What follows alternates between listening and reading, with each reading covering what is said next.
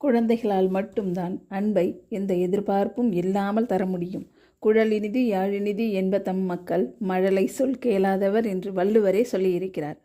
தந்தை ஒருவர் தன் குழந்தைகளுக்காக விலையுயர்ந்த கார் ஒன்றை பரிசாக வாங்கி வருகிறார். வாசலில் நின்றிருந்த காரில் கல்லால் ஏதோ கிறுக்கிக் கொண்டிருந்தான் அவரின் சின்ன மகன். அதை பார்த்தவர் விலையுயர்ந்த காரில் கல்லால் மகன் கிறுக்குகிறான் என்ற கோபத்தில் அந்த கல்லாலேயே மகனின் விரல்களை அடிக்கிறார். வழியில் குழந்தை துடிப்பதை பார்த்து பயந்து மருத்துவமனைக்கு அழைத்துச் செல்கிறார். அங்கு பரிசோதித்த மருத்துவர்கள் விரல்கள் சீராவதற்கு சில மாதங்கள் ஆகும் என்கிறார்கள். குழந்தையை பார்த்து தந்தைக்கு குற்ற உணர்ச்சி வருகிறது. விலையுள்ள பொருளுக்காக விலையில்லா குழந்தை விரலை தண்டித்தது எண்ணி கலங்குகிறார். வீட்டிற்கு காரில் வந்து இறங்கியவுடன் குழந்தை கல்லால் கிறுக்கிய இடத்தை பார்க்கிறார். அங்கே இறைவன் தந்த பரிசு என் அப்பா என்று எழுதியதைக் கண்டு கதறி அழுகிறார். அழுகின்ற அப்பாவையும் அந்த குழந்தைதான் தேற்றுகின்றது. அன்பிற்கு விலை அன்பாகத்தான் இருக்கும் என்பதை புரிந்து கொள்வோம்.